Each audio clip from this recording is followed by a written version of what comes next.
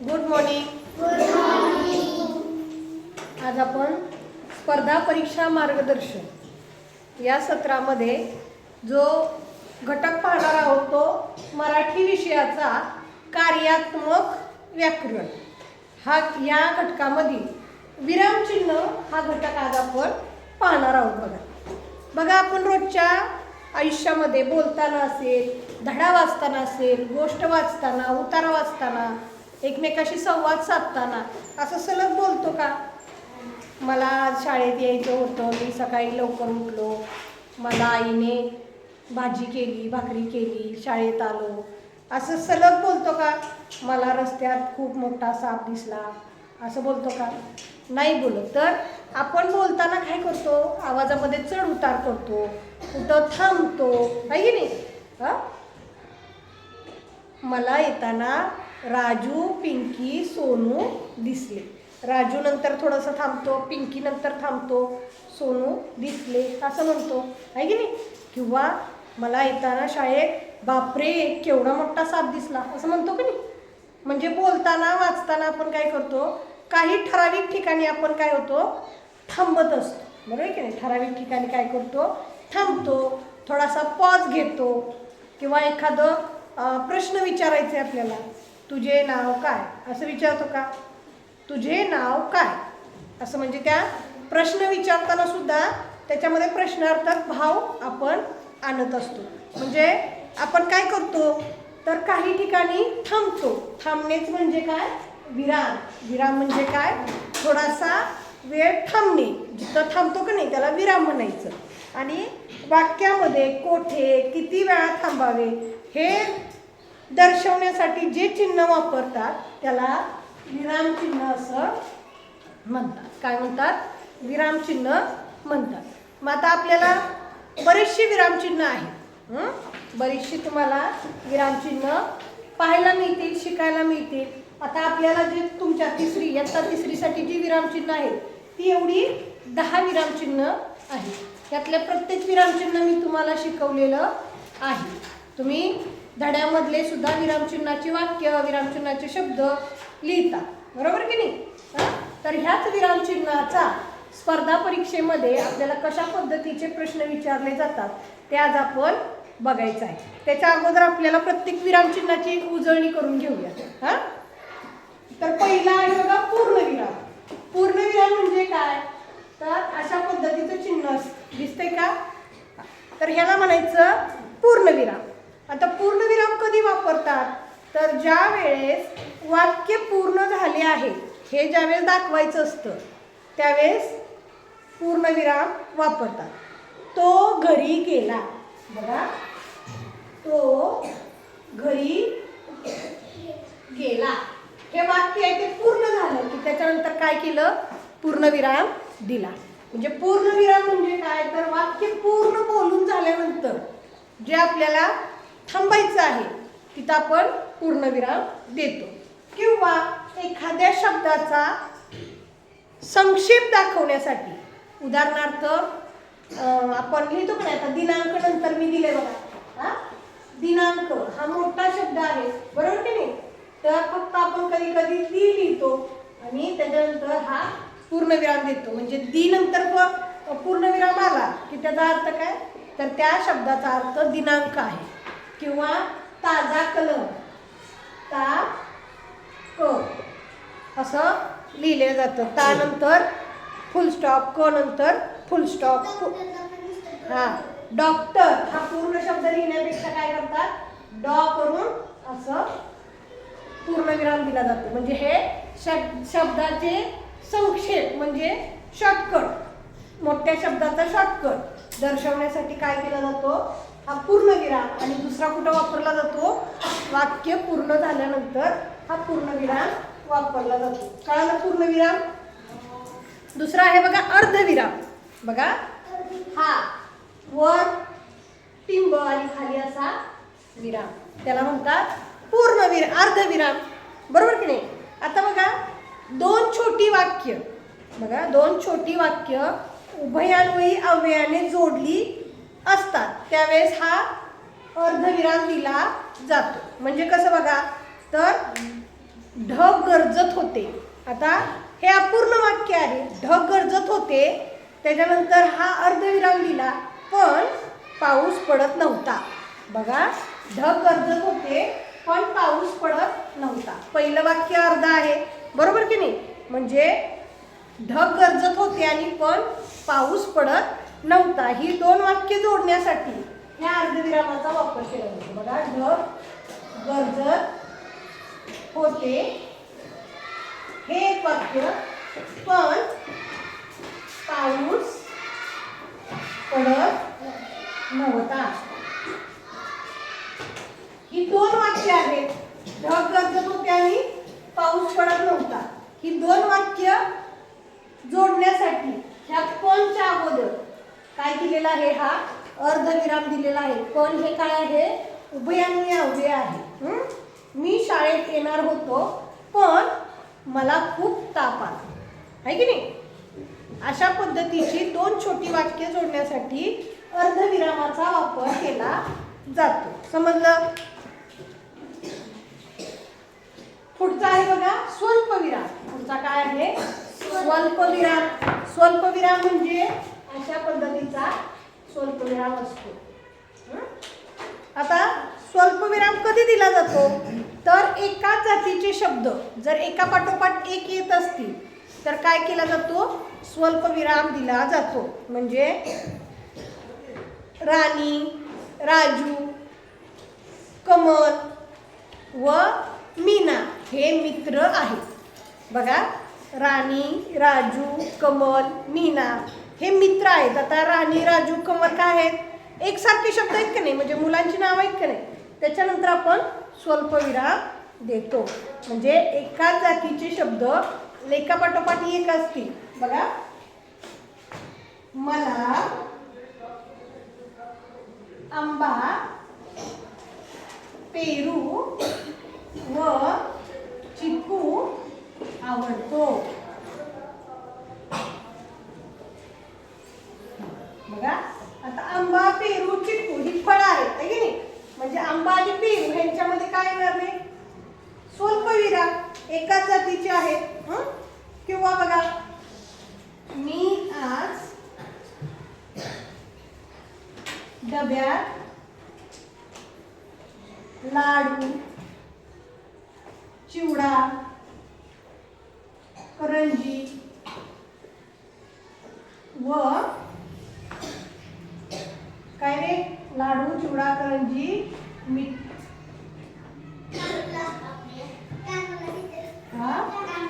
शंकरपाळी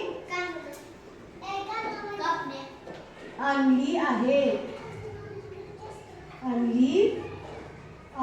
बघा, आता हे सगळे दिवाळीचे पदार्थ आहेत की नाही? मी डब्यात लाडू, चिवडा, करंजी व शंकरपाळी आणली आहे. म्हणजे हे एकाच जातीचे आहेत की नाही? म्हणून इथं लाडू, चिवडा यांच्यानंतर काय ना स्वल्पविराम येणार. समजलं? एकाच जातीचे शब्द जर एका पाठोपाठ एक येत असतील तर त्याच्यानंतर काय येतं? स्वल्पविराम येतो. पुढे बघा, अपूर्ण किंवा उपपूर्ण विराम. अपूर्ण किंवा उपपूर्ण विराम हे दोन्ही नावं लक्षात ठेवायचे. दोन्ही एकाखाली एक टिंब असं ह्या विरामचिन्हाचं चिन्ह आहे. कोणता?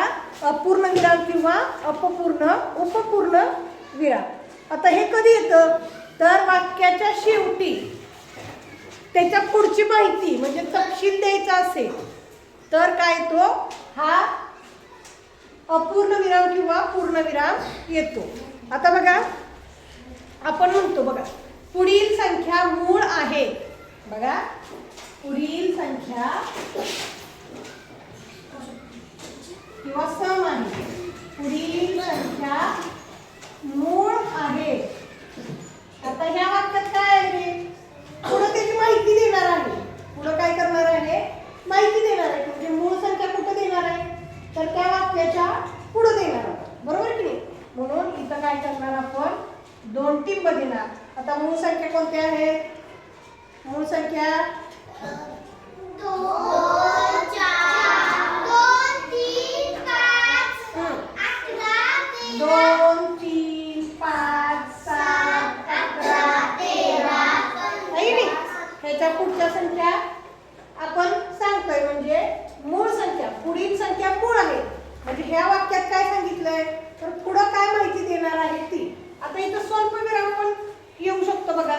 2 3 5 7 11 13 पण हे काय आहे मूळ संख्या म्हणजे एकसारख्या आहेत इथं मग स्वल्पविराम येतो.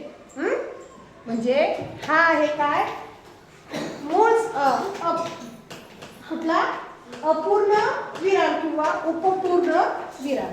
समजलं? किंवा अजून एक उदाहरण घ्या. गटाचं नाव देतो आपण. शिवाजी महाराज, छत्रपती शिवाजी महाराज गटातील मुले. बघा, छत्रपती शिवाजी महाराज गटातील मुले. आपल्याला मुलांची नावं पुढे लिहायची आहेत आहे की नाही. म्हणून आपण काय करतो इथं पूर्ण विराम किंवा अपपूर्ण विराम देतो आणि त्याच्यानंतर मुलांची नावं लिहितो. राम, श्याम आहे की नाही, अशी मुलांची नावं लिहितो. तर अशा पद्धतीनं हा अपपूर्ण विराम आपल्याला वापरता येतो. पुढं प्रश्नचिन्ह. प्रश्नचिन्ह तर तुम्हाला माहितीच आहे. कधी वापरतो रे आपण? प्रश्नार्थक वाक्य असेल तर प्रश्नार्थक वाक्याच्या शेवटी आपण काय करतो प्रश्नचिन्ह वापरतो. तू केव्हा आलास? तुझं नाव काय? बघा, तू केव्हा आलास. आता हा प्रश्न आहे, तू केव्हा आलास आहे की नाही. त्याच्या शेवटी आपण काय करतोय प्रश्नचिन्ह वापरतो. तुझं नाव काय? तू किती वर्षाचा आहेस? असे जे प्रश्न असतात. तुझं गाव काय? त्याच्या शेवटी काय केलं जातं? कधीतरी एखाद्या तर व्हिडिओ तुझं नाव नसू दे, काय केलं जातं तर प्रश्नचिन्ह दिलं जातं. पुढचं बघा, उद्गार चिन्ह. काय आहे? उद्गार चिन्ह. असं उभी रेष असते आणि त्याच्या खाली काय असते टिंब असतं. त्याला म्हणायचं उद्गार वाचक चिन्ह किंवा उद्गार चिन्ह. एखादं उद्गार आपण काढतो तोंडातून किंवा एखाद्या उत्कट भावना व्यक्त करण्यासाठी हे उद्गार चिन्ह दिलं जातं. उदाहरणार्थ, अरे रे खूप वाईट झालं नाही नाही, अबब केवढा मोठा साप, बापरे, असे जे उद्गार आपण काढतो त्या वाक्यामध्ये उद्गारवाचक चिन्ह आपल्याला पाहायला मिळतो. अरे रे खूप कमी मार्क पडले नाही नाही, अरे वा छान मार्क पडले, अरे वा पास झाला. असे ज्या आपल्या भावना आहेत उत्कट भावना त्या व्यक्त करण्यासाठी काय केलं जातं तर उद्गारवाचक चिन्ह वापरलं जातं. अरे रे, अरे रे. त्याच्यानंतर उद्गारवाचक चिन्ह खूप वाईट झाले. अशी वाक्य असतात त्याच्यामध्ये हे उद्गार चिन्ह वापरलं जातं. त्याच्यानंतरचं बघा, दुहेरी अवतरण चिन्ह. दुहेरी अवतरण चिन्ह म्हणजे काय तर एखाद्या बोलणारा व्यक्ती असतो त्याचे जे तोंडची शब्द असतात म्हणजे तो स्वतः बोलतोय त्यावेळेस त्याचं जे बोलणारं वाक्य आहे ते दुहेरी अवतरण चिन्हामध्ये आपण टाकत असतो. म्हणजे काय, रुद्र म्हणाला मला भूक लागली. बघा, रुद्र म्हणाला. तर रुद्र किती आहेत? कुणाला भूक लागली बघूया. रुद्र म्हणाला. त्याच्यानंतर म्हणाला इथं आपण थोडासा स्वल्पविराम म्हणजे थोडासा गॅप देतो. रुद्र म्हणाला. आता काय म्हणालाय तर तो स्वतः म्हणालाय मला भूक लागली आहे. मग इथं पूर्ण विराम आणि त्याच्यानंतर हे चिन्ह म्हणजे मला भूक लागली आहे असं तो स्वतः म्हणाला आहे की नाही. म्हणून तिथं काय केलं जातं दुहेरी अवतरण चिन्ह. आई वडील नसताना नाव मागितली तेच नाव दे, बाकी कोण नाही ना कोण रे. आई किंवा वडील नसणारी सगळ्यांना आई वडील आहेत. बघा, अशा पद्धतीने दुहेरी अवतरण चिन्ह वापरलं जातं. म्हणजे जो व्यक्ती बोलतोय त्याच्या तोंडचं वाक्य, तोंडचं म्हणजे तोंडावर लिहिलेलं नव्हे, तो स्वतः बोलतोय असं वाक्य. त्याच्यानंतर आहे बघा एकेरी अवतरण चिन्ह. बघा एकेरी अवतरण चिन्ह. एकेरी अवतरण चिन्ह दुहेरी अवतरण चिन्हासारखंच आहे, परंतु इथं काय असतंय, एकच चिन्ह असतं. इथं वाक्य असतं. आता हे कधी वापरतात, तर ज्या वेळेस एखाद्या शब्दावर आपल्याला जोर द्यायचा असतो, त्या वाक्यातल्या एखाद्या शब्दावर जोर द्यायचा असतो, त्यावेळेस आपण काय करतो, एकेरी अवतरण चिन्ह वापरतो. उदाहरणार्थ बघा, महात्मा गांधी यांनी चले जाव ही घोषणा दिली. आता कशावरती आपल्याला ट्रेस द्यायचा आहे, म्हणजे जोर द्यायचा आहे, कशावर द्यायचा आहे, महात्मा गांधी यांनी चले जाव अशी घोषणा दिली नाही, तर चले जाव आहे की नाही. किंवा बघा मूलध्वनींना वर्ण असे म्हणतात. बघा त्यात एकच शब्द आपल्याला हायलाइट करायचा आहे, मूलध्वनींना वर्ण असे म्हणतात. कशाला आपल्याला ट्रेस करायचं आहे, वर्णला.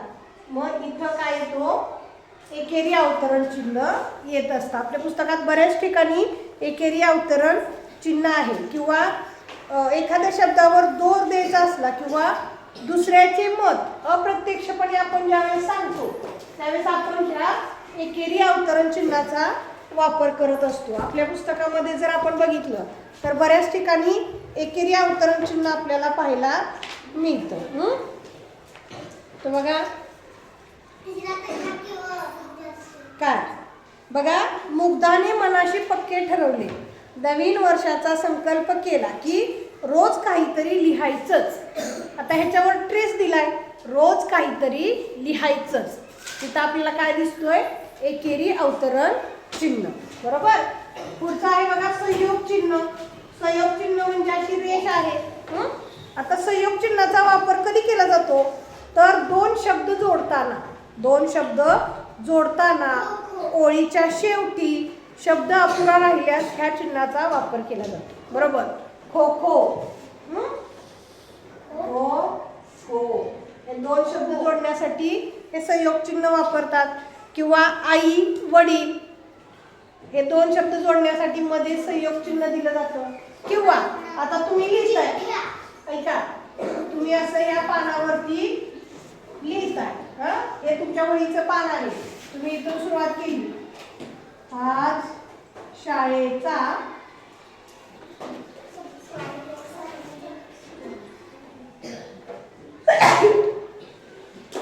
बघा वाढदिवस लिहायचा आहे, पण तुम्हाला इथं वाढच फक्त बसते, दिवस बसत नाही. तर तुम्ही इथं वाढ लिहून खाली इथं संयोग चिन्ह देऊन इथं दिवस लिहू शकता. दिवस आहे. म्हणजे जर तुमची लिहिताना त्या वाक्याचा शेवट झाला, ओळीचा शेवट झाला आणि तरी सुद्धा अजून शब्द लिहायचा आहे, तर तिथं असं संयोग चिन्ह दिलं जातं आणि पुढचा शब्द लिहिला जातो. समजलं?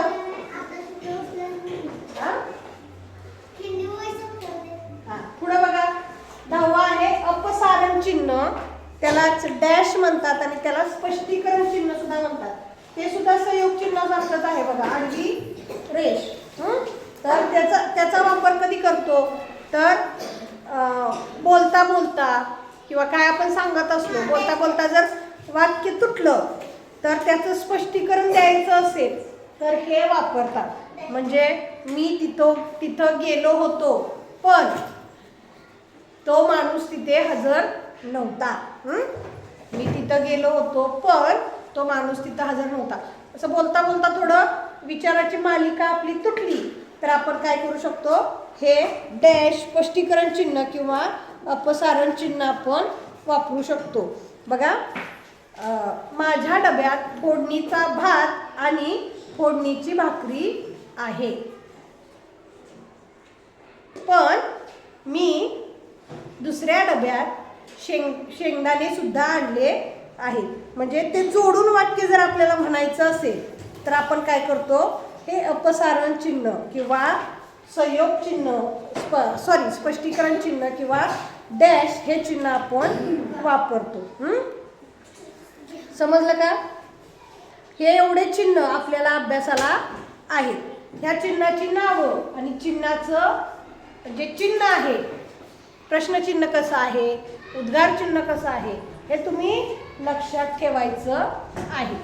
आता ह्याच्यावरती आपण प्रश्न कसे येतील ते आपण बघूया. नमुना प्रश्न सगळ्यांनी गाईड ओपन करा. गाईड ओपन करा. केलाय? प्रश्न पहिला बघा. खालील चिन्हाचे नाव दिले आहे, त्या खालील पर्यायातून योग्य चिन्हाचा पर्याय क्रमांक निवडा. बघा काय दिले रे? अर्धविराम. काय दिलंय? अर्धविराम. आता अर्धविराम कसा असतो रे? आहे की नाही? अर्धविराम. मग कुठल्या पर्यायात आहे? पर्याय नंबर 2 मध्ये आहे. दुसरा प्रश्न बघा. खाली विराम चिन्हे दिले आहे, पर्यायातून त्या चिन्हाचे योग्य नाव निवडा. बघा आता इथं अशी आडवी रेष आहे. आता ही आडवी रेष अपसार चिन्हाची सुद्धा आहे आणि संयोग चिन्हाची सुद्धा आहे. बरोबर की नाही? इथं दोन्ही पर्याय आहेत. अपसार चिन्ह सुद्धा आहे आणि संयोग चिन्ह सुद्धा आहे. हा बरोबर. तिसरा बघा. खाली दिलेल्या वाक्यात कोणते विरामचिन्ह आले आहे त्या पर्यायाचे वर्तुळ रंगवा. आता वाक्य बघा. मुलं रमत गमत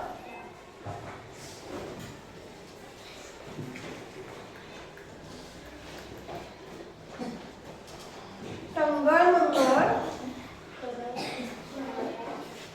करत शाळेत येत होती. बरोबर.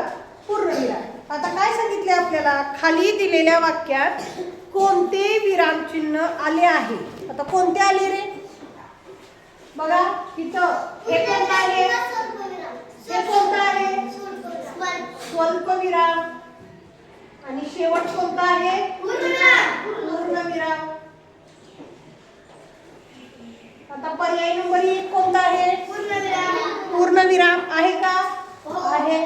2 आहे स्वल्पविराम आहे. पर्याय नंबर 3 आहे प्रश्नचिन्ह. प्रश्नचिन्ह आहे का ह्याच्यात? नाही. आणि पर्याय नंबर 4 आहे. पर्याय नंबर 1 व 2 योग्य. कारण इथं स्वल्पविराम पण आहे आणि पूर्णविराम पण आहे, म्हणून पर्याय नंबर 1 आणि 2 म्हणजेच पर्याय नंबर 4 हा बरोबर आहे. लागते. ठीक आहे. पुढे बघा. चौथा प्रश्न. खाली दिलेल्या वाक्यात किती विरामचिन्ह आली आहेत त्या पर्याय क्रमांकाचे वर्तुळ रंगवा. बघा. तिला वाटलं हा पतंग मला उचलून घेऊन गेला तर.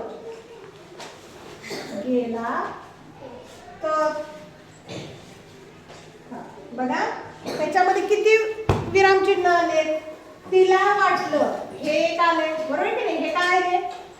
स्वल्पविराम. हे एकेरी अवतरण चिन्ह एक आलंय. बरोबर की नाही? एकेरी अवतरण चिन्ह एक आलंय. आणि तिसरं कोणतं आलंय? उद्गारवाचक चिन्ह. किती आलेत मग? 3 आलेत. किती विरामचिन्ह आलेत? 3. पर्याय नंबर 3. पुढचा बघा प्रश्न. ते चुकीचं पण असू शकतं ना. स्पष्टीकरणामध्ये 3 दिले बघा. नाही नाही वर जे स्पष्टीकरणमध्ये 3 लिहिले आणि पर्याय क्रमांक 4 दिले. पर्याय क्रमांक 3. पुढचा बघा. खाली दिलेल्या वाक्यात चुकीचे विरामचिन्ह असणारा पर्याय क्रमांक निवडा. आता बघा,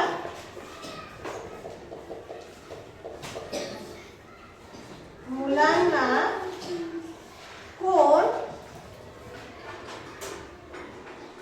बोलवत आहे?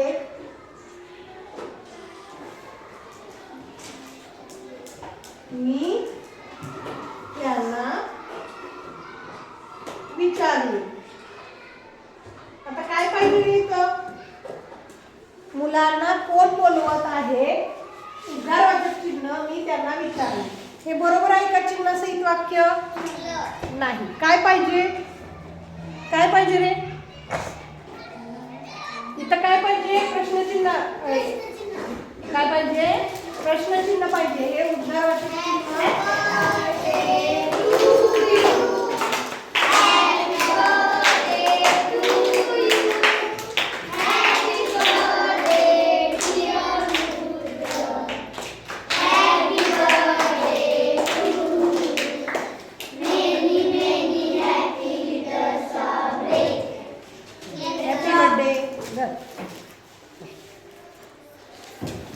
तो चॉकलेट देतोय, मी पण शिकवणार आहे.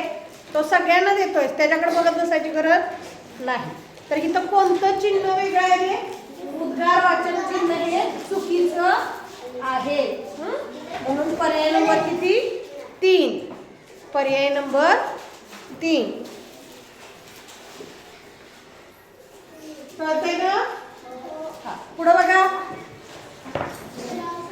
सराव प्रश्न पिढी. पहिला प्रश्न. बाबू, लगेच नाही खायचं, खिशात ठेवायचं सगळ्यांनी. आता नाही खायचं. आता कुणी चॉकलेट खायचं नाही. ठेव. हे दे फास्ट. बघा, प्रश्न क्रमांक 1 ते 3 साठी खाली चिन्हाचे नाव दिले आहे. त्या खालील पर्यायातून चिन्हाचा योग्य पर्याय क्रमांक निवडा. आपल्याला नाव दिलंय आणि आपल्याला चिन्ह निवडायचं आहे. आता पूर्णविराम. पहिला काय आहे? पूर्णविराम. पूर्णविराम कसा आहे रे?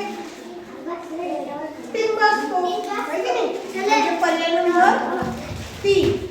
पर्याय नंबर किती आहे? 3. दुसरा बघा, उपपूर्णविराम. उपपूर्णविराम. उपपूर्णविराम कसा असतो? नाही, उपपूर्णविराम सांगितलंय, अर्धविराम नाही. 2 टिंब म्हणजे पर्याय नंबर 4. तिसरा बघा, उद्गार चिन्ह.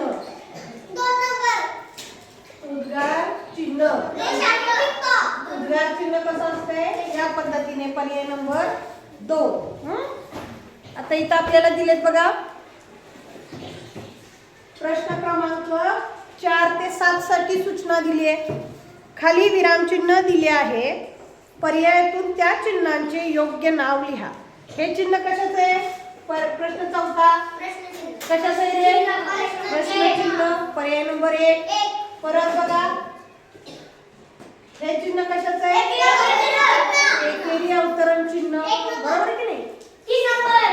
3 नंबर एकेरी अवतरण चिन्ह. 6वा बघा, हे चिन्ह दिलंय. तर आता हे बघा, स्पष्टीकरण चिन्ह, अपसार चिन्ह, डॅश. सगळंच आहे हे. स्पष्टीकरण चिन्ह सुद्धा आहे, डॅश आहे आणि अपसार चिन्ह सुद्धा आहे. म्हणून पर्याय नंबर 4 काय आहे? सर्व पर्याय बरोबर.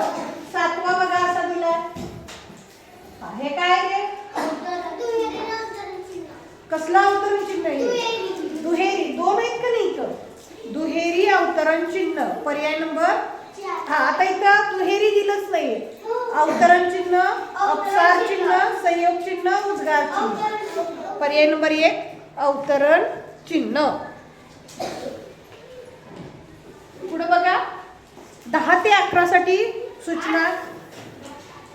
खाली दिलेल्या वाक्यात किती विरामचिन्ह आली आहेत त्या पर्याय क्रमांकाचे वर्तुळ रंगवा. काय सांगितलंय? चॉकलेट ठेवा, नका कडकड वाजू. हा राहिलाय, सॉरी. प्रश्न क्रमांक 8 आणि 9 साठी बघा, खाली दिलेल्या वाक्यात कोणते विरामचिन्ह आले आहे त्या पर्यायाचे वर्तुळ रंगवा. इथं मी वाक्य लिहिते बघा. शाळेत येताना जे जे पाहिलं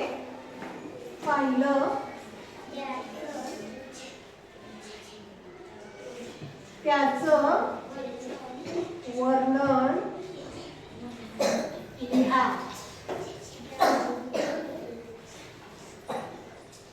त्यांनी वर्गातल्या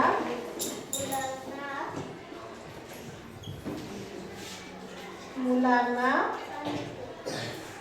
सांगितले. आता या वाक्यात काय करायचंय रे, तर कोणतं विरामचिन्ह आलं आहे ते सांगायचंय. कोणतं आलंय? हा, कोणतं आलंय? हा, एकेरी अवतरण चिन्ह आलंय बघा. हे बघा इथं हे एकेरी अवतरण चिन्ह. आणि कोणतं आलंय? पूर्णविराम. पण पर्यायामध्ये पूर्णविराम आहे का? नाही, पर्यायामध्ये अपूर्णविराम आहे. फक्त एकेरी अवतरण चिन्ह हाच पर्याय आहे. म्हणून पर्याय नंबर किती? 2. पर्याय नंबर 2. 9वा बघा.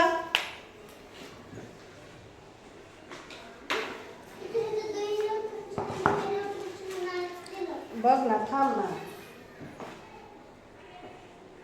मग तुला घाबरायचं काय? कारण काय? कारण काय? प्रश्नचिन्हाने दुहेरी अवतरण चिन्ह पूर्ण. आता बघा ह्याच्यामध्ये 2 चिन्ह आलेली आहेत. एक प्रश्नचिन्ह आले आणि दुसरं दुहेरी अवतरण चिन्ह आले. मग त्याचे पर्याय बघा काय? पूर्णविराम, उद्गार चिन्ह, प्रश्नचिन्ह, एकेरी अवतरण चिन्ह. दुहेरी अवतरण चिन्ह नाही, परंतु प्रश्नचिन्ह आहे. म्हणून पर्याय नंबर किती?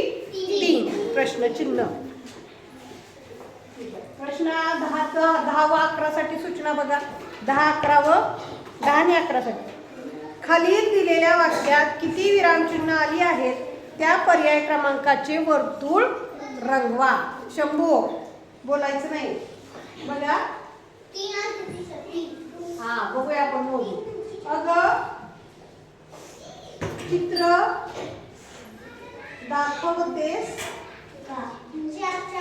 दाखवतेस ना?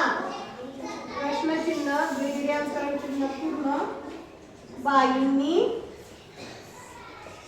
विचारले. बघा पूर्णविराम बघा किती आहेत. बघ हे दुहेरी अवतरण चिन्ह 1. कोण बोलतंय रे? बोलायचं असेल तर बाहेर जाऊ शकता. हे दुहेरी अवतरण चिन्ह 1 आलंय, स्वल्पविराम 1 आलंय, प्रश्नचिन्ह 1 आलंय आणि पूर्णविराम 1 आलंय. म्हणजे किती आलेत अवतरण विरामचिन्ह? 4. पर्याय नंबर 4. 11वा बघा. डोक्यावर शुभ्र चांदीच्या केसांनी. डोक्यावर शुभ्र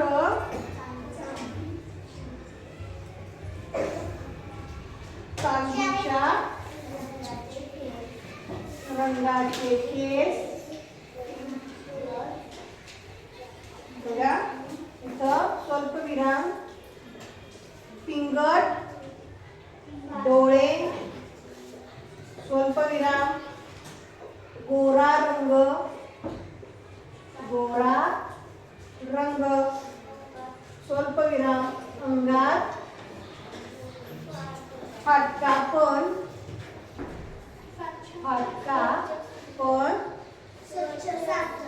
स्वच्छ सदरा पूर्णविराम. आता इथं प्रश्न काय विचारला आपल्याला? प्रश्न लक्षपूर्वक वाचायचा. वाक्यात किती विरामचिन्ह आलेली आहे? आता बघूया कोणकोणते आले ते. स्वल्पविराम 1, 2, 3 आणि पूर्णविराम 4. स्वल्पविराम आणि पूर्णविराम असे 2 नाहीत, मोजून लिहायचे आहेत. किती आले? 4 आलेले आहेत.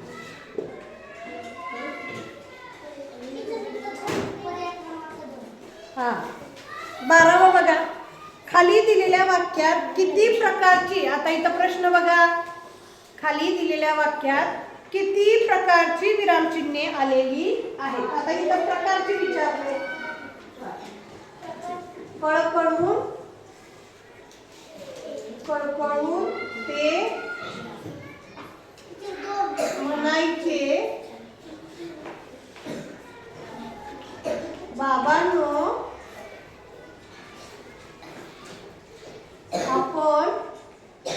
आपणच आपले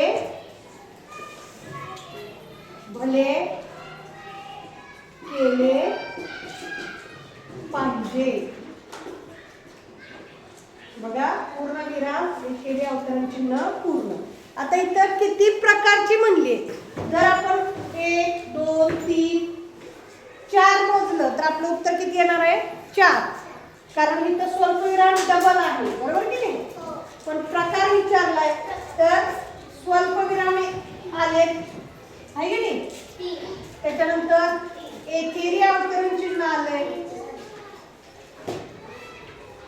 आणि दुसरं काय आलंय? पूर्णविराम. म्हणजे किती प्रकारचे आले ते? 3 प्रकारची विरामचिन्हे आलेली आहेत. पर्याय नंबर 3. समजलं? तर आज आपण जो विरामचिन्ह हा घटक पाहिलेला आहे, ह्याच्यामध्ये तुम्हाला फक्त विरामचिन्हाची नावं, त्याचं चिन्ह कसं आहे आणि ते थोडक्यात कुठं वापरलं जातं हे लक्षात ठेवायचं आहे. हे काय करायचं आहे? लक्षात ठेवायचं आहे आणि तुम्हाला यावर आधारित प्रश्न सोडवायचे आहेत. एकदम सोपे प्रश्न आहेत का नाही? काय अडचण आहे का? उद्या येताना सोडवून आणायचं. हां